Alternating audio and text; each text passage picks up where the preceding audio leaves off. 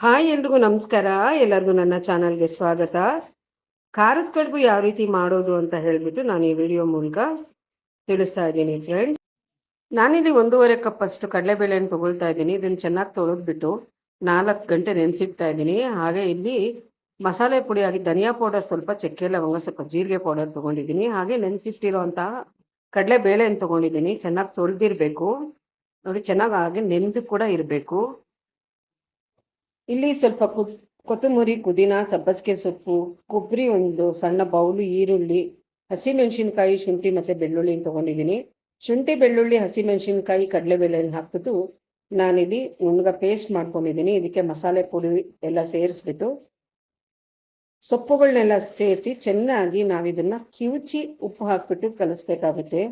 ನಾವು ಚೆನ್ನಾಗಿ ಕಿವುಚಿದಷ್ಟು ಈ ಮಸಾಲೆಗಳೆಲ್ಲ ಪೇಸ್ಟ್ಗೆ ಹೊಂದ್ಕೊಳ್ಳುತ್ತೆ ಫ್ರೆಂಡ್ಸ್ ಚೆನ್ನಾಗಿ. ಇದಕ್ಕೆ ಸ್ವಲ್ಪ ಕರಿಬೇವನ್ನು ಕೂಡ ಸೇರಿಸ್ಕೊಂಡಿದ್ದೀನಿ ನಾನು.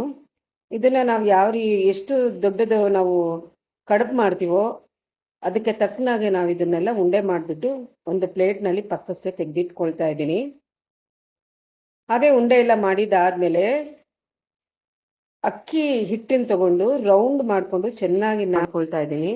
ಬೆರಳುಗಳಿಂದ ನಾನು ಅದನ್ನ ಬಟ್ಲಾಕಾರಕ್ಕೆ ನಾನು ಅದನ್ನ ರೌಂಡ್ ಆಗಿ ಮಾಡ್ಕೊಳ್ತಾ ಇದ್ದೀನಿ. ಇದರ ಮಧ್ಯೆ ನಾವು ಕಡಲೆಬೇಳೆನ ಮಿಕ್ಸ್ ಏನಿದೆ ಅದನ್ನ ಸ್ಟಫಿಂಗ್ ಕೊಟ್ಟು ನಾವು ಅದನ್ನ ಮೋಲ್ಡ್ ಮಾಡ್ಬಿಡ್ಬೇಕು.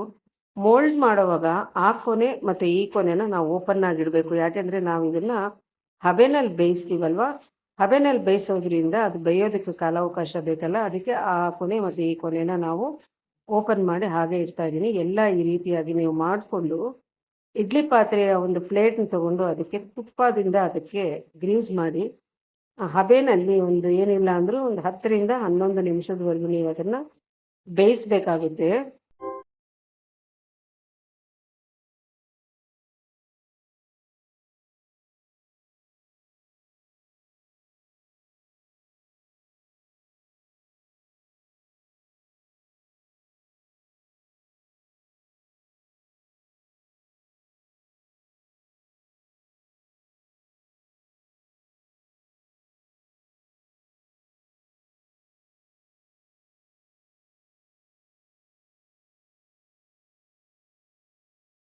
ನೋಡಿ, ಈಗ ಇದಾಗಿದೆ, ಇದು ತಿನ್ನಲಿಕ್ಕೆ ರೆಡಿ ಆಗಿದೆ. ನೀವು ಕೂಡ ಮಾಡಿ ನೋಡಿ. ಈ ವಿಡಿಯೋ ನಿಮ್ಗೆ ಇಷ್ಟ ಆಗಿದ್ದಲ್ಲಿ ಲೈಕ್ ಮಾಡಿ, ಶೇರ್ ಮಾಡಿ, ಮತ್ತೆ ಕಮೆಂಟ್ ಮಾಡಿ. ಮತ್ತೆ ಮುಂದಿನ ವಿಡಿಯೋದಲ್ಲಿ ಸಿಗೋಣ. ಅಲ್ಲಿವರೆಗೂ ನಮಸ್ಕಾರ.